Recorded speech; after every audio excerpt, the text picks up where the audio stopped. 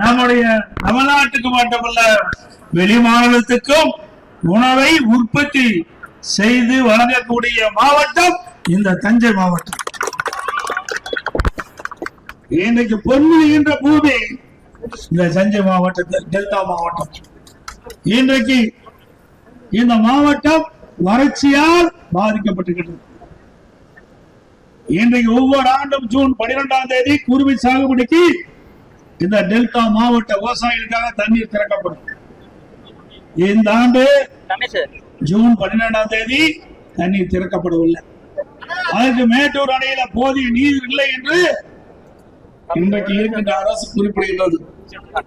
இன்றைக்கு ஆட்சி பொறுப்பேற்றவுடன் இந்த அரசு முழுமையாக இந்த மக்கள் மீது கவனம் செலுத்தி இருந்து நமக்கு கிடைக்க வேண்டிய பங்கு நீரை கர்நாடகத்திலிருந்து பெற்றிருக்க வேண்டும். ஆனால் அதை செய்யவில்லை. ஆட்சி பொறுப்பேற்று வந்து ரீல் விடுவதா இந்த ஆட்சியுடைய நோக்கமா இருக்கு. என்னை விவசாயிகள் பற்றியோ பொதுமக்களை பற்றியோ இந்த அரசு கவலைப்படவில்லை. இன்றைக்கு ஜூன் மாதமே நமக்கு கிடைக்க வேண்டிய நீரை பெற்றிருக்க வேண்டும். ஆனால் இந்த அரசு அதுக்கு உண்டான முயற்சி எடுக்கவில்லை. அதுக்குண்டான செயல்முறை எது செய்யல. நீங்க பாத்தீங்கன்னா ஜூன் மாசம் நமக்கு கிடைக்க வேண்டிய நீர் 9.190 டிஎம்சி தண்ணி முழுமையா கிடைக்கல. அடுத்த ஜூலை மாசம் கிடைக்க வேண்டிய தண்ணீர் 31.240 அதுவும் கிடைக்கல. ஆகஸ்ட் மாசம் தான் நம்முடைய டெல்டா மாவட்டங்கள் மக்களுக்கு தங்குதடை இல்லாமல் நீர் கிடைப்பதற்கு அதிகமா கர்நாடகத்திலிருந்து தண்ணீர் கிடைக்க வேண்டும். கிட்டத்தட்ட 45.950 டிஎம்சி தண்ணீர் கொடுக்க வேண்டும். ஆக ஜூன் மாசம் இந்த தமிழக வெற்றி கழக அரசு கர்நாடக அரசோடு தொடர்பு கொண்டு நமக்கு கிடைக்க வேண்டிய நீரை பெறாத காரணத்தாலே டெல்டா இருக்கின்ற நம்முடைய விவசாய குடிமக்கள் குறுவை சாகுபடி முழுமையாக செய்ய முடியல. குறுவை சாகுபடி சுமார் 5.5 லட்சம் ஏக்கர் டெல்டா மாவட்டத்துல இன்னைக்கு சாகுபடி செய்வாங்க. ஆனா இந்த ஆண்டு நிலத்தடி நீரை நம்பி 2 லட்சம் ஏக்கர் தான் பாசனம். அதுவும் 2 லட்சம் ஏக்கர்லயும் இந்த தமிழக வெற்றி கழக அரசு முழுமையான மும்முனை மின்சாரம் கொடுப்பதில்லை. கிட்டத்தட்ட 16 மணி நேரம் தான் மும்முனை மின்சாரம் கொடுக்குறாங்க. அதனால அந்த நிலத்தடி நீரை பயன்படுத்தி குறுவை சாகுபடி செய்த விவசாயிகள் முழுமையாக அவருடைய வயலுக்கு நீர் பாய்ச்ச முடியல. இதனால 1 லட்சம் ஏக்கர் இன்னைக்கு காய்ந்து போய்விட்டது. இரண்டாவது நிலத்தடி நீரும் 40 நாள் கழிச்சு குறுவை சாகுபடி செய்து 40 நாள் கழித்து நிலத்தடி நீர் குறைந்து வற்றி விட்டது. இதனால சுமார் 2 லட்சம் ஏக்கர் நிலத்தடி நீரை நம்பி டெல்டா பாசன விவசாயி குறுவை சாகுபடி செஞ்சாங்க. அதுல 1 லட்சம் ஏக்கர் தண்ணீரின்றி கருகி காய்ந்து போய்விட்டது. அதற்கு தேவையான நிவாரணத்தை இந்த அரசு உடனடியாக விடுவிக்க வேண்டும் என்று நாங்கள் சட்டமன்றத்தில் கோரிக்கை வைத்தோம். அறிக்கை வாயிலாக கோரிக்கை வைத்தோம். இங்க இருக்கின்ற 2 சட்டமன்ற உறுப்பினர்கள் அறிவித்தவர் திரு காமராஜ் அவர்களும் மணியன் அவர்களும் கவன ஈர்ப்பு தீர்மானம் கொண்டாந்தால் அதையும் எடுக்கல. இந்த அரசு விவசாயிகளை பற்றி கவலைப்படல. இன்றைக்கு இந்த அரசை பொறுத்த வரைக்கும் இன்றைக்கு நான் ஏற்கனவே சொன்னது போல ரீல் விடுவது இதுதான் காலத்தை வீணடிச்சிட்டு இருக்கிறார். விவசாயம் படுகின்ற துன்பத்தை பற்றி கவலை இல்லை, அவர் படுகின்ற வேதனை பற்றி கவலை இல்லை. இன்றைக்கு 1 லட்சம் ஏக்கர் இன்றைக்கு குறுவை சாகுபடி காய்ந்து அந்த விவசாயிகளை எப்படி துடித்துக் கொண்டிருக்க என்பதை இந்த அரசு கவனிக்க தவறிவிட்டது. இருந்தாலும் அரசுடைய கவனத்திற்கு அனைத்து அண்ணா திராவிட முன்னேற்ற கழகம் கொண்டு சென்றது. அதையும் பொருட்படுத்தவில்லை. இனியாவது இந்த அரசாங்கம் இந்த குறுவை சாகுபடி செய்து இன்றைக்கு தண்ணீர் இன்றி காய்ந்த அந்த சேதமடைந்த பயிர்கள் எல்லாம் கணக்கிட்டு அந்த விவசாயிகளுக்கு தேவையான நிவாரணத்தை உடனடியாக வழங்க வேண்டும். இரண்டாவது,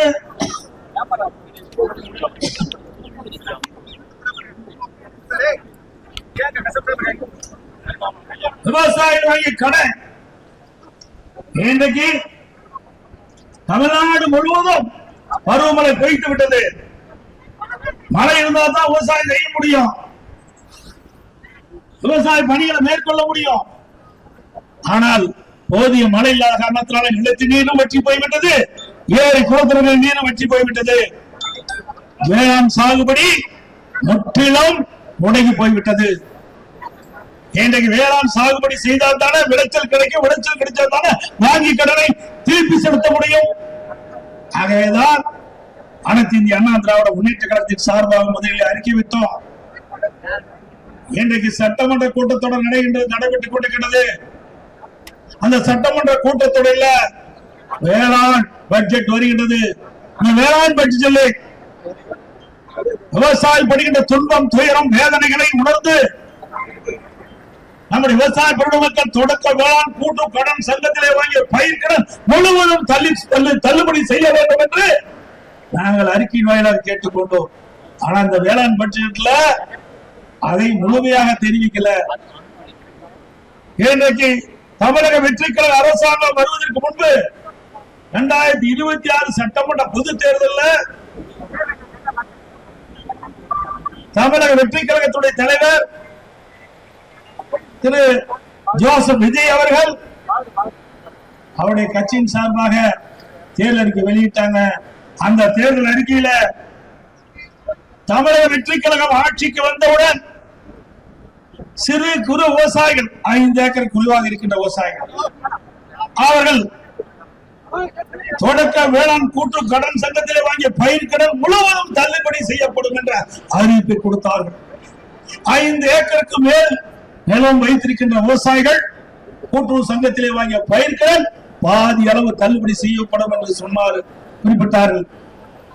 கொடுக்கப்பட்ட வாக்குறுதியை நிறைவேற்ற வேண்டும் என்பதுதான் விவசாயிகளுடைய ஆர்ப்பாட்டத்துடைய நோக்கம், விவசாயிகளுடைய கோரிக்கையும் இதுதான். இது குறித்து இன்றைக்கு தமிழ்நாடு முழுவதும் விவசாயிகள் ஆர்ப்பாட்டம் நடத்தி கொண்டிருக்கிறார்கள். ஏற்கனவே தஞ்சை மாவட்டத்திலும் இந்த நம்முடைய விவசாய பொருள் மக்கள் கூட்டுறவு சங்கத்திலே வாங்கிய பயிர்கடன் தள்ளுபடி செய்ய வேண்டும் என்று இந்த அரசை வலியுறுத்தி இன்றைக்கு ஆர்ப்பாட்டம் செய்தார்கள். அனைத்து கூட்டுறவு சங்கத்தின் முழுமும் ஆர்ப்பாட்டம் செய்தார்கள் தஞ்சை மாவட்டம் முழுவதும். அதே போல திருவாரூர் மாவட்டம், நாகப்பட்டினம் மாவட்டம், மயிலாடுதுறை மாவட்டம், இந்த டெல்டா மாவட்டம் முழுவதும் தாங்கள் பெற்ற கூட்டுறவு சங்கத்திலே வாங்கிய பயிர்களை தள்ளுபடி செய்ய வேண்டும் என்ற கோரிக்கை வைத்தார்கள். இந்த அரசு செவிசாய்க்கவில்லை. அதனால்தான் இந்த கண்டன ஆர்ப்பாட்டத்தை நாம் நடத்துகிறோம். ஒன்றாக சிந்தித்து பார்க்க வேண்டும். அரசாங்கம் வேண்டுமென்றே திட்டமிட்டு விவசாய வயிற்றிலே அடிக்கின்ற சூழ்நிலை, விவசாயிகளை வஞ்சிக்கின்ற அரசாக இந்த அரசு செயல்பட்டுக் கொண்டிருக்கிறது. இன்றைக்கு நாம் கேட்பதெல்லாம் வறட்சி நிலவிக் கொண்டிருக்கிறது. இந்த வறட்சியின் காரணமாக விவசாயிகள் உற்பத்தி செய்ய முடியல, விவசாயிகளுக்கு வேளாண் பணி மேற்கொள்ள முடியல, விளைச்சல் இல்ல. அதனால கூட்டுறவு சங்கத்தில் வாங்கிய பயிர்கடன் திருப்பி செலுத்த முடியாத சூழ்நிலையை தெரிவித்துக் கொண்டிருக்கின்றோம். எனவே உடனடியாக இந்த அரசு விவசாயிகள் படுகின்ற துன்பத்தை உணர்ந்து அவர்கள் தொடக்க வேளாண் கூட்டுறவு சங்கத்தில் வாங்கிய பயிர்கடன் சிறு விவசாயி, குறு விவசாயி மற்றும் அனைத்து விவசாயிகளுக்கும் கடன் முழுவதும் தள்ளுபடி செய்ய வேண்டும் என்பதுதான் அதிமுகவுடைய கோரிக்கை. அனைத்து இந்திய அண்ணா திராவிட முன்னேற்ற கழகம் 2016 சட்டமன்ற பொதுத் தேர்தல் இருந்த பொழுது இதே புரட்சி தலைவி அம்மா அவர்கள் விவசாய பெருமக்களுக்கு வாக்குறுதி கொடுத்தார்கள். ஆட்சிக்கு வந்தவுடன் விவசாயிகள் வாங்கிய பயிர்க்கடன் தள்ளுபடி செய்யப்படும் என்ற வாக்குறுதி கொடுத்தார்கள். கொடுத்த வாக்குறுதியை நிறைவேற்றி கொடுத்த தலைவி புரட்சி தலைவி அம்மா. அதுக்கு பிறகு கொரோனா காலம், விவசாயிகள் விளைவித்த விளைபொருள் முழுமையாக விற்க முடியாத ஒரு சூழ்நிலை. நான் முதலமைச்சர் இருந்த பொழுது அம்மாவுடைய அரசு விவசாயியுடைய கோரிக்கையை ஏற்று 12,110 கோடி விவசாயியுடைய கடன் முழுவதும் தள்ளுபடி செஞ்சோம். அனைத்து விவசாயிகளுக்கும் கடன் தள்ளுபடி செஞ்சோம். 2 முறையும் இன்னைக்கு நம்முடைய விவசாய குடிமக்களுக்கு கூட்டுறவு சங்கத்திலே வாங்கிய பயிர் கடன் தள்ளுபடி செய்த ஒரே அரசாங்கம் அனைத்து இந்திய அண்ணா திராவிட முன்னேற்ற கழகம். ஒரு 5 ஆண்டு 2014 2021 வரை நம்முடைய விவசாய பெருடி மக்கள் பாதிக்க கூடாது, அவர் இன்னல்களை தீர்க்க வேண்டும், துன்பங்களை போக்க வேண்டும். அந்த நிலையிலே அவர் வைத்த கோரிக்கை அதிமுக ஆட்சியிலே 2016 ஒரு முறை விவசாய கடன் தள்ளுபடி, 2021 விவசாய கடன் தள்ளுபடி. இப்பொழுது கூட தமிழக வெற்றி கழக அரசு தள்ளுபடி செஞ்சிருக்குது. அந்த தள்ளுபடி செஞ்சதுல நீங்க பாத்தீங்கன்னா இன்னைக்கு ஒரு குடும்ப அட்டையில ஒரு 3 பேர் இருப்பாங்க, ஒரு குடும்பத்துல விவசாயம் இருப்பாங்க, கூட்டு குடும்பமா இருக்கும். அந்த 3 பேர் மேல நிலம் இருக்கும். அந்த நிலத்தின் அடிப்படையில கூட்டுறவு சங்கத்துல பயிர் கடன் பெற்றிருப்பாங்க. அதிமுக ஆட்சி இருக்கின்ற பொழுது அந்த 3 பேருக்குமே அந்த விவசாய கடன் தள்ளுபடி செஞ்சோம். ஆனா இந்த இந்த தமிழக வெற்றி கழக அரசாங்கம் அந்த குடும்பத்தில் 3 பேர் தொடக்க வேளாண் கூட்டுறவு சங்கத்துல பயிர் கடன் பெற்றிருந்தா அதுல யார் குறைவாக கடன் பெற்றிருக்காங்களோ அவர்களுக்கு தான் கடனை தள்ளுபடி செஞ்சிருக்குது. எனக்கு ஒரு குடும்பத்தில 3 பேர், ஒருத்தர் 1 லட்சம் ரூபாய் வாங்கியிருப்பாங்க, ஒருத்தர் 70,000 ரூபாய் வாங்கியிருப்பாங்க, ஒருத்தர் 30,000 வாங்கியிருப்பாங்க. ஆனா இதுல கணக்கிட்டு இந்த தமிழக வெற்றி கழக அரசாங்கம் இந்த 1 லட்சம் ரூபாய் கடன் வாங்கின விவசாய கடன் தள்ளுபடி இல்ல. அந்த குடும்பத்துல அந்த 3 பேர்ல யார் குறைந்து கூட்டுறவு சங்கத்துல பயிர் கடன் வாங்கினாங்களோ அவர்களுக்கு தான் தள்ளுபடி செஞ்சிருக்கிறார். இது எந்த விதத்தில் நியாயம்? அதிமுக ஆட்சி இருக்கின்ற பொழுது அந்த பாகுபாடு இல்ல. ஒரு குடும்பத்துல 3 விவசாயிகள் இருந்தாலும் 3 விவசாயிகள் கூட்டுறவு சங்கத்திலே பயிர் கடன் பெற்றிருந்தால் அந்த 3 பேருக்கும் முழு கடன் தள்ளுபடி செய்யப்பட்டது. அதையே இந்த அரசு மேற்கொள்ள வேண்டும். அதோடு ஓவர் டியூ அது இருந்தா அந்த விவசாயிகளுக்கு கடன் தள்ளுபடி கிடையாது, அவருக்கு தள்ளுபடி கிடையாது. ஆனா அதிமுக ஆட்சியில எதையுமே பார்க்கல. விவசாயிகள் கடன், அந்த கடன் சுமையிலிருந்து விவசாயிகளை விடுவிக்க வேண்டும் என்ற அடிப்படையில அவர் தொடக்க வேளாண் கூட்டுறவு சங்கத்தில் வாங்கிய பயிர் கடன் முழுவதும் தள்ளுபடி செய்யப்பட்ட ஒரே அரசாங்கம் அதிமுக. இன்றைக்கு என்ன நிலைமை? 5 ஏக்கருக்கு குறைவாக நிலம் வைத்திருக்கின்ற விவசாயிகளுக்கு 75,000 கடன் தள்ளுபடி. 5 ஏக்கர்ல 75,000 மேல 1 ரூபாய், 75,001 ரூபாய் இருந்தாலும் அந்த விவசாயிகளுக்கு 35,000 தான் கடன் தள்ளுபடி. 75,000 ரூபாய்க்கு மேல யார் கடன் பெற்றிருந்தாலும் சரி, சிறு குறு விவசாயம் இருந்தாலும் சரி, பெரிய விவசாயம் இருந்தாலும் சரி, இன்றைக்கு கூட்டுறவு சங்கத்தில் வாங்கி பயிர் கடனுக்கு வெறும் 35,000 தான் தள்ளுபடி. எந்த விதத்துல நியாயம்? சிந்திச்சு பாருங்க. ஆனா தேர்தல் நேரத்தில் கொடுக்கப்பட்ட வாக்குறுதி நிறைவேற்ற வேண்டும் என்பதுதான் இன்றைக்கு விவசாயிகளுடைய கோரிக்கை. அனைத்து இந்திய அண்ணா திராவிட முன்னேற்ற கழகத்துடைய நிலைப்பாடு அது. ஆகவே நீங்க தொடக்க வேளாண் கூட்டுறவு சங்கத்தில் வாங்கிய பயிர் கடன் முழுவதும் தள்ளுபடி செய்ய முடியவில்லை என்றாலும் 2026 சட்டமன்ற தேர்தலின் போது விவசாயிகளுக்கு கொடுக்கப்பட்ட வாக்குறுதி சிறு குறு விவசாயிகளுக்கு கடன் பயிர் கடன் முழுவதும் தள்ளுபடி செய்யுங்க. 5 ஏக்கருக்கு மேல் கடன் பெற்ற விவசாயிகளுக்கு பாதியாவது அவர்கள் வாங்கிய கடன் இருந்து தள்ளுபடி செய்ய உங்களுடைய வாக்குறுதியாவது நிறைவேற்றித்தாங்க. இதுதான் விவசாயிகள் கேட்கின்ற, இந்த அரசுக்கு கேட்கின்ற கேள்வி. இதை இந்த அரசு செயல்படுத்தும் என்று நம்புகிறோம். செயல்படாவிட்டால் நிச்சயமாக விவசாயிகள் உங்களுக்கு எதிர்காலத்திலே தக்க பதிலடி கொடுப்பார்கள். கொடுப்பீங்களா? நல்லா சத்தமா சொல்லுவாங்க. கோட்டைங்களா முதலமைச்சர் காந்தி கேட்கணும். இங்கே விவசாயிகள் வெயிலே காய்ந்து கொண்டிருக்கின்றோம். ஆனால் இன்றைக்கு ஆடம்பரமாக வாழ்ந்து கொண்டிருக்கின்ற முதலமைச்சர் திரு ஜோசப் விஜய் அவர்கள் அறைய மாத்திட்டு இருக்கார். ஏங்க நாட்டில் இவ்வளவு பிரச்சனை, நவீன அறை வேணுமா? ஏன் அவர் இருக்கிற ரூம் பத்தாதா? அந்த அறையில பேர் அண்ணா அவர்கள் இருந்தாங்க. நமக்கு எதிரியா இருந்தா கூட திரு கலைஞர் அவர்கள் இருந்தார். புரட்சி தலைவர் எம்ஜிஆர் அமர்ந்திருந்தார். அம்மா இருந்தாங்க. அம்மாவுக்கு பிறகு உங்களால் எனக்கு அந்த வாய்ப்பு கிடைச்ச அந்த அறையில நான் முதலமைச்சராக பணியாற்றினார். இத்தனை முதலமைச்சரும் அந்த அறையிலிருந்து பல்வேறு திட்டங்களை தீட்டி நாட்டு மக்களுக்கு வழங்கணும். இப்போ இவருக்கு அறைதான் முக்கியம், மக்கள் முக்கியம் இல்லை. இதெல்லாம் அந்த ரூம் நவீனமா இருக்கணுமா. இங்க இருக்கிற விவசாயி சோத்துக்கு வழி இல்லாம திண்டாடி கொண்டிருக்கிறாங்க. இவருக்கு அந்த ரூம் வசதி பத்துல. ஏன்னா ஒரு நடிகர் அப்படித்தான் இருப்பார். தளபதி என்ன தலையெழுத்து ராத்திரி பகலா உனக்கு விவசாய பத்தி கவலை இல்ல. இரவென்று பகலரும் பாராமல் வெயிலையும் மழையும் பொருட்படுத்தாமல் ரத்தத்தை இயற்கையாக மண்ணிலே சிந்தி உழைக்கின்ற விவசாயி தொழிலாளி பற்றி கவலைப்படாத முதலமைச்சர் திரு விஜய் அவர்கள். ஆகவே நீங்க எப்படி வேணாலும் வாழுங்க, வேண்டான்னு சொல்ல. விவசாயிகளை வஞ்சிக்காதீங்க. விவசாயியுடைய கோரிக்கை ஏற்று அவரை தொடக்க வேளாண் கூட்டுறவு வாங்கிய கடனை தள்ளுபடி செய்யுங்கள் என்று நாங்கள் கோரிக்கை வைக்கிறோம். அதோட இன்னொன்று, இன்னைக்கு அதிமுக ஆட்சி இருக்கின்ற பொழுதுதான் சட்ட போராட்டம் நடத்தணும். 1986 பொன்மனச்செம்மல் புரட்சி தலைவர் எம்ஜிஆர் அவர்கள் கர்நாடக அரசோடு பல முறை பேச்சுவார்த்தை நடத்தி உடன்படாத காரணத்தினால நீதிமன்றம் செல்ல வேண்டிய நிலை ஆயிட்டது. காவிரி நதிநீர் பிரச்சனை, காவிரி நதிநீர் பெறுவதற்காக கர்நாடகத்தோடு பல முறை நம்முடைய பொன்மனச்செம்மல் புரட்சி தலைவர் எம்ஜிஆர் பேச்சுவார்த்தை நடத்தினாங்க. உடன்பாடு ஏற்படல. நீதிமன்றம் சென்னோம். அம்மா அவர்கள் ஆட்சியில் இருக்கும் போது உச்ச நீதிமன்றத்திலே சட்ட போராட்டம் நடத்தினோம்.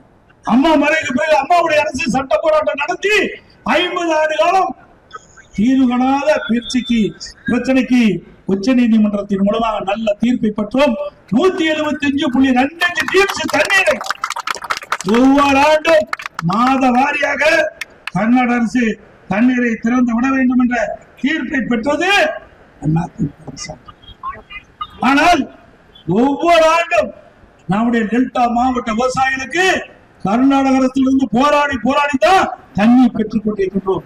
அவர் நீதிமன்ற தீர்ப்பை மதிக்கல. ஆனால் இப்போது இருக்கின்ற முதலமைச்சர் கர்நாடகத்துல போய் பேச்சுவார்த்தை நடத்துறார். எந்த விதத்துல சரியா இருக்கும்? ஏற்கனவே உச்ச நீதிமன்றம் அளித்த தீர்ப்பை நடைமுறைப்படுத்தல. உச்ச நீதிமன்றம் வழங்கிய தீர்ப்பை உதாசனப்படுத்துகின்ற கர்நாடக அரசு இவர் போய் பேச்சுவார்த்தை நடத்தி தண்ணீரை பெறுவார். வேடிக்கையா இருக்குது. ஏற்கனவே 2018 அதிமுக ஆட்சி இருக்கின்ற பொழுது அற்புதமான தீர்ப்பை உச்ச நீதிமன்றத்தில் வழங்கப்பட்டு விட்டது. இன்றைக்கு ஒவ்வொரு மாதம் கர்நாடக அரசு கர்நாடக அணையில இருந்து மாதந்தோறும் விகிதாச்சாரப்படி தண்ணீரை திறந்து விட வேண்டும் என்று அறிவிப்பு கொடுத்திருக்கு. ஜூன் மாசத்திலிருந்து மே மாசம் வரைக்கும் ஒவ்வொரு மாதமும் எவ்வளவு தண்ணீர் திறந்து விடப்பட வேண்டும் என்று அறிவிப்பு கொடுத்திருக்கு. அதை கொடுக்க மறுக்கின்றது. இந்த சூழலில பேச்சுவார்த்தை நடத்துகிறாங்க. ஏற்கனவே புரட்சி தலைவர் எம்ஜிஆர் பேச்சுவார்த்தை நடத்தி முடிச்சிட்டாரு. அதற்கு பிறகு மாநில அம்மா உச்ச நீதிமன்ற அறிவுறுத்தின்படி நீங்க நேரடியா போய் கர்நாடக அரசுல பேச்சுவார்த்தை நடத்தினாங்க. அதை போய் நடத்தினாங்க அம்மா. அப்பொழுதும் உடன்பாடு ஏற்படல. இப்படி இந்த வரலாறு தெரியாத இன்றைக்கு முதலமைச்சர் உச்ச நீதிமன்ற தீர்ப்பையும் மதிக்காம நம்முடைய முன்னாள் முதலமைச்சர்கள் பல காலகட்டத்திலே பேச்சுவார்த்தை நடத்தி உடன்பாடு ஏற்பாடு. இந்த சூழ்நிலையில இப்ப போய் பேச்சுவார்த்தை நடத்தினா அது நடக்குமா? இதெல்லாம் காலம் தாழ்த்துகின்ற நிலை. இன்றைக்கு இந்த ஆட்சி பொறுப்பேற்றவுடன் ஜூன் மாசமே கர்நாடக அரசுக்கு வேண்டுகோள் வச்சிருக்கிறோம். நமக்கு கிடைக்க வேண்டிய பங்கு நீர் 9.19 டிஎம்சி தண்ணீரை திறக்க வேண்டும். அப்படி கேட்டிருந்தா பரவாயில்ல. கிடைக்கல உடனே உச்ச நீதிமன்றம் போயிருக்கலாம். ஆனா இப்போ காலம் தாழ்த்தி உச்ச நீதிமன்றம் போறாங்க. என்ன வேடிக்கையா இருக்குது. நாங்கள் கோரிக்கை வச்சோம். இன்னைக்கு தமிழகத்திற்கு அனைத்து கட்சி கூட்டத்தை கூட்டுங்க. அந்த அனைத்து கட்சி தலைவர்களும் தம்முடைய கருத்துக்களை தெரிவிப்பார்கள். அதே போல டெல்டா மாவட்டத்தில் இருக்கின்ற முக்கிய விவசாய பிரதிநிதிகளை அழைத்து பேசுங்க, கருத்துக்களை கேளுங்க. இந்த கருத்து 2 கருத்துக்கள் அடிப்படையில சட்ட ஒழுங்கை நாடி இன்னைக்கு சட்ட நீதியாக நம்முடைய உரிமையை நிலைநாட்டுங்க என்று நம்ம சொன்னா அவங்க செயல்படுத்தல. இன்னொரு அமைச்சர் சொல்றாரு, இன்னைக்கு அதிமுகவையும் திமுகவை திருப்திப்படுத்த அனைத்து கட்சி கூட்டத்தை கூட்ட வேண்டிய அவசியம் இல்லைங்கிறார். அந்த கட்சி இந்த அமைச்சர் இந்த கட்சியில் சேர்ந்து ஒரு விஷயம் இந்த வரலாறே தெரியாது. இதெல்லாம் சாதாரண வரலாறு. 1986 காவிரிக்காக நாம் போராடி கொண்டிருக்கிறோம். ஒரு நாள் 2 நாள் இல்ல, 50 ஆண்டு காலம் நம்ம காவிரிக்கு தண்ணீர் பெறுவதற்கு போராடிட்டு இருக்கிறோம். அம்மா அவர்கள் 4 நாட்கள் உண்ணாவிரதம் இருந்தாங்க. 4 நாட்கள் உண்ணாவிரதம் இருந்தாங்க. இதெல்லாம் சரித்திரம். இதே தஞ்சை மாவட்டத்துல தஞ்சாவூர்ல இன்றைக்கு நடுவர் மன்ற தீர்ப்பை அரசியல் வெளியிட்ட போது இங்க வந்து அம்மா உரையாற்றி சென்றாங்க. பொன்னின் செல்வி என்ற பட்டத்தையும் நம்முடைய விவசாய பிரதிநிதி மக்கள் அம்மாவுக்கு கொடுத்தாங்க. இதெல்லாம் வரலாறு. இந்த காவிரி நீரை பெறுவதற்காக நம்முடைய தலைவர்கள் போராடினாங்க. அதுக்கு பிறகு நாம் போராடி கொண்டிருக்கிறோம். அந்த வரலாறு தெரியாத கட்சி ஆரம்பிச்ச 3 வருஷம் தான் ஆகுது. எதுவுமே தெரியாம எடுத்தேன் கவிழ்த்தேன் என்று இந்த காவிரி பேச்சில இருப்பது தவறு. இன்றைக்கு அது மட்டுமல்ல, உச்ச நீதிமன்றம் தீர்ப்பு கொடுத்து விட்டது. 177.25 டிஎம்சி வருஷத்துக்கு கொடுக்க வேண்டும் கர்நாடக அரசு. ஆனா மத்தியில் இருக்கின்ற பாரதிய ஜனதா அரசு அதை நடைமுறைப்படுத்த காலதாமதம் செஞ்சது. அப்ப நம்ம கூட்டணியில் தான் இடம்பெற்றிருந்தோம். நம்ம அதிமுக பாரதிய ஜனதாவோட கூட்டணியில் இருந்தோம். இப்ப கூட நாம பொருட்படுத்தல. தமிழ்நாட்டுடைய மக்களுடைய நலன் கருதி, நம்முடைய விவசாய பிரதி மக்களுடைய நலன் கருதி, குறிப்பா டெல்டா மாவட்ட விவசாயிகளுடைய நலன் கருதி நம்முடைய 37 நாடாளுமன்றத்திலே தொடர்ந்து அழுத்தம் கொடுத்து 22 நாட்கள் நம்முடைய இந்திய நாடாளுமன்றத்தை ஒத்தி வைத்த கட்சி அதிமுக. இது அதிமுக கட்சி செய்த சாதனை. விவசாய பொடி மக்களுக்கும், தமிழ்நாட்டு மக்களுக்கும், டெல்டா விவசாய பொடி மக்களுக்கும் நாடாளுமன்றத்தில் குரல் கொடுத்த கட்சி அதிமுக.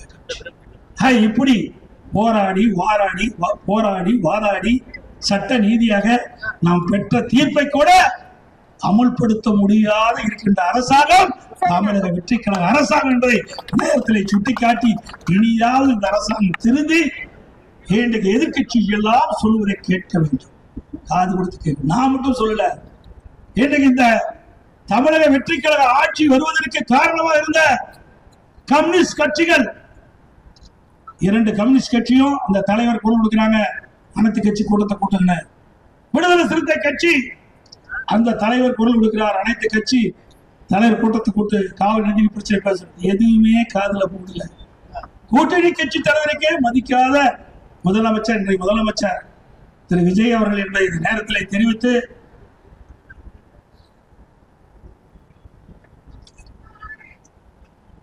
அதே போல விவசாயி உற்பத்தி செய்யப்பட்ட டெல்டா மாவட்டத்திலே நம்முடைய விவசாயி உற்பத்தி செய்யப்பட்ட நெல்லை நேரடி நெல் கொள்முதல் கொண்டு விற்பனை கொண்டு வராங்க. ஆனால் கடந்த கால அரசும் சரி, இந்த அரசும் சரி, உடனுக்குடன் விவசாயிகள் கொண்டு வந்த நெல்லை நேரடி நெல் கொள்முதல் செஞ்சு அவர்களுக்கு உண்டான பணத்தை வழங்குறதில்லை. பல நாட்கள் திறந்த வழியிலே விவசாயிகள் தங்களுடைய விற்பனைக்காக நெல்லை அடுக்கி வைத்திருக்காங்க. மழை பெஞ்சு முளைச்சு வீணாகுது. இப்ப கூட இந்த தமிழக வெற்றி கழக ஆட்சி வந்த பிறகு நம்முடைய டெல்டா மாவட்டத்தில் மட்டும் சுமார் 10 லட்சம் நெல் மூட்டைகள் இன்றைக்கு நேரடி நெல் கொள்முதல் நிலையத்தில் அடுக்கி வச்சிருக்கு. அந்த நெல் கிழங்குக்கு கொண்டு போய் அங்கிருந்து அரவை கொண்டு போனாதான் விவசாயி உற்பத்தி செய்யப்பட்ட இன்னும் 10 லட்சம் மூட்டை விவசாயிகளுக்கு விற்பனைக்காக காத்திருக்கிறாங்க. அந்த நெல்லை கொண்டு போய் நேரடி கொள்முதல் விற்பனை செய்ய முடியும். அதையும் இந்த அரசு உடனடியாக செயல்படுத்த வேண்டும். ஏன்னா இந்த அரசுக்கு ஒண்ணுமே தெரியாது, விவசாயிகளை பத்தியும் தெரியாது, நேரடி கொள்முதலை பத்தி தெரியாது. இங்க ஒரு அமைச்சர் வந்தாரு, பார்த்தாரு, போயிட்டார். அவரால் முடிஞ்சு போச்சு. நேரடி நெல் கொள்முதல் நிலையங்கள் இருக்கின்ற அந்த நெல்லை உடனுக்குடன் அந்த கிடங்கு கொண்டு போகணும். கிடங்குல இருந்து உடனடியாக அரவை ஆலை கொண்டு போகணும். அப்பதான் விவசாயம் உற்பத்தி செய்யப்பட்ட அந்த நெல்லை மீண்டும் விற்பனை கொண்டு போக முடியும். அதை உடனடியாக செயல்படுத்த வேண்டும் என்ற நேரத்தில் கேட்டு, அதே போல இன்றைக்கு குருவி சாகுபடி செய்து வறட்சி, நிலத்தடி நீர் இல்லாம காய்ந்து போய் பாதிக்கப்பட்ட அந்த விவசாயிகளுக்கு உடனடியாக இந்த தமிழக வெற்றி கழக அரசு ஏக்கருக்கு 25,000 ரூபாய் நிவாரண உதவி வழங்க வேண்டும் என்ற கோரிக்கை வைத்து, அதே போல மேகதாது அந்த அணை கட்ட கர்நாடக அரசு முயற்சி செய்து கொண்டிருக்கிறது. அதை தடுத்துவதற்கு உண்டான முழு முயற்சியும் இந்த தமிழக வெற்றி கழக அரசு எடுக்க வேண்டும் என்று நேரத்திலே வற்புறுத்துகிறேன். அது மட்டுமல்ல, இப்ப சம்பா சாகுபடி செய்ய வேணும். இந்த சம்பா சாகுபடி செய்வதற்கு இன்றைக்கு அங்க கர்நாடகத்தில் இருக்கிற அணைகள் நிரம்பி விட்டன. இன்னைக்கு உபரி நீர் தான் திறந்து விட்டுருக்கலாம். கபடியில நீர் நிரம்பி போச்சு, தண்ணி தேக்க முடியாது. தண்ணி தேக்கினா அணை உடைஞ்சிரும். அதனாலதான் கபடி அணையில நீர் அணை நிரம்பி அந்த உபரி நீர் தான் மேட்டுக்கு வந்துட்டு இருக்குது. நமக்கு மாதந்தோறும் கிடைக்க வேண்டிய நீரை கர்நாடக அரசு திறக்கப்படல. இனியாவது இந்த காவிரி நீர் ஒழுங்காற்று குழு, காவிரி மேலாண்மை ஆணையம் அவர்கள் கொடுக்கப்பட்ட உத்தரவின் அடிப்படையில தினந்தோறும் 12 டிஎம்சி தண்ணீரை திறக்க வேண்டும் என்ற அறிவிப்பை கொடுத்திருக்கிறாங்க. அந்த அறிவிப்பை கர்நாடக அரசு அமல்படுத்த வேண்டும். அதற்கு மாநில அரசு முழுமையான அழுத்தம் கொடுக்க வேண்டும் என்ற நேரத்தில் தெரிவித்து, அது மட்டுமல்ல, நமக்கு கிடைக்க வேண்டிய ஒவ்வொரு ஜூன் மாசம், ஜூலை மாசம், ஆகஸ்ட் மாசம் நமக்கு கர்நாடகத்திலிருந்து கர்நாடக அணையத்திலிருந்து கிடைக்க வேண்டிய நீரை பெறுவதற்குண்டான முயற்சி எடுத்தாதான் நம்ம சம்பா சாகுபடி செய்ய முடியாது. ஏன்னா சம்பா சாகுபடி செய்ய முடியாது, அந்த அளவுக்கு நீர் குறைவாக இருக்குது. இப்ப மேட்டூர் அணையில 80 அடி தான் இருக்குது. அந்த 80 அடி நீரை வைத்து நம்முடைய விவசாயிகள் சம்பா சாகுபடி செய்ய முடியாது. நமக்கு ஜூன் மாசம், ஜூலை மாசம், ஆகஸ்ட் மாசம் 3 மாசத்தில் கர்நாடக அணையிலிருந்து கர்நாடக அரசு தண்ணீரை திறந்து விடப்பட்டால்தான் மேட்டூருக்கு தண்ணீர் வந்து அந்த தண்ணீரை நம்முடைய விவசாயிகள் சம்பா சாகுபடிக்கு தண்ணீர் திறக்க முடியும். அதையும் இந்த அரசு விரைவாக, வேகமாக, துரிதமாக செயல்பட்டு இன்றைக்கு கும்பகர்ணம் போல தூங்காம இந்த அரசு விழிப்போடு இருந்து நம்முடைய விவசாய பகுதி மக்களுக்கு சம்பா சாகுபடி செய்ய தேவையான நீரை கர்நாடகத்தில் பெற வேண்டும் என்று கேட்டு, அதிமுக ஆட்சி கிட்ட குடிமராமத்து திட்டத்தை கொண்டாந்தோம். இன்னைக்கு வறட்சியான நேரம், இன்னைக்கு ஏரி குளங்கள்லாம் தண்ணி இல்ல. விவசாயிகளுக்கும் இன்றைக்கு மேட்டூர்ல தண்ணி திறக்கப்பட காரணம், பாசனத்துக்கு தண்ணீர் திறக்கப்படாத காரணம், இந்த நிலையில விவசாயிகளுக்கு வறண்டு இருக்கிற இந்த ஏரி குளத்துல மண்டல் மண்ணை அழுவதற்கு இந்த அரசு முழு அனுமதி கொடுக்கணும். ஏன்னா விவசாய தொழிலாளிக்கு வேலை இல்லை, விவசாயிக்கு வேலை இல்லை. இந்த காலகட்டத்துல ஏரியிலையும் தண்ணி இல்ல, குளத்திலையும் தண்ணி இல்ல. இந்த காலகட்டத்துல விவசாய தன்னுடைய நிலத்திற்கு இயற்கை உரமாக அந்த ஏரி குளத்தில் இருக்கிற வண்டல் மண்ணை அழுவதற்கு இந்த அரசு முழு அனுமதி வழங்க வேண்டும் என்று சொல்லி, இங்க மிக திரளாக, வெயில் நிறைய அடிச்சுட்டு இருக்க, மண்டை புழக்கிற அளவுக்கு வெயில் அடிக்குது, நிறைய பேச வேண்டி இருக்குது. இருந்தாலும் நான் முக்கியமான கோரிக்கை அந்த 2: 1, விவசாயிகள் தொடக்க வேளாண் கூட்டுறவு சங்கத்தில் வாங்கிய பயிர்க்கடன் முழுவதும் தள்ளுபடி செய்ய வேண்டும். 2வது, காவிரியில் உச்ச நீதிமன்றம் அளித்த தீர்ப்பை முழுமையாக அரசு நிறைவேற்றப்பட வேண்டும். கர்நாடக அரசு மேகதாது அணை கட்டுவதற்கு எந்த வகையிலும் நாம் ஒத்துக்கொள்ளக் கூடாது. இந்த அரசாங்கம் முழு மூச்சோடு இருந்து அந்த மேகதாது அணை கட்டுவதை முறியடிக்க வேண்டும். அதற்கு நாம் அத்தனை பேரும் துணை நிற்போம். ஆனால் அதுக்கு உண்டான முயற்சி இந்த அரசு எடுப்பது கண்டிக்கத்தக்கது. ஏனால் மேகதாது அணை கட்டுவிட்டால் டெல்டா மாவட்டம் பாலைவனமாகும். 20 மாவட்ட மக்களுக்கு குடிநீர் ஆதாரம் இருப்பது காவிரி நதிநீர். எல்லாம் சிந்திச்சு பாருங்க.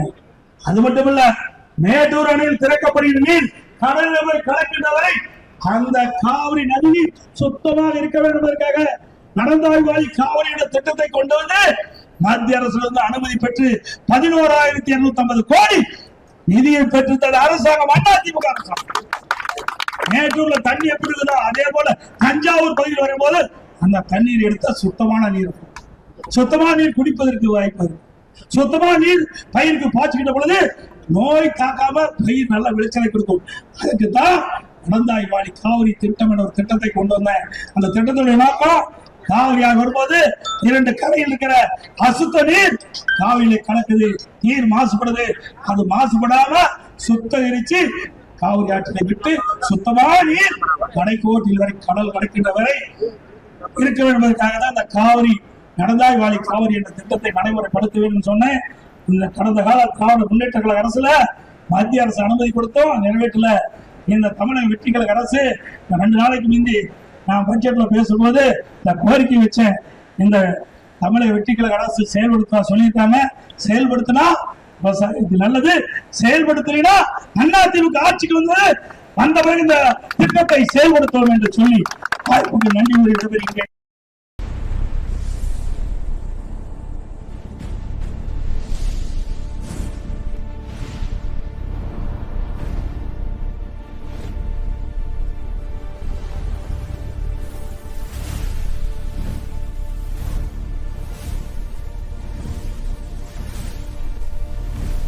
From politics to spirituality, from cinema to crime, one network connects the Tamil world.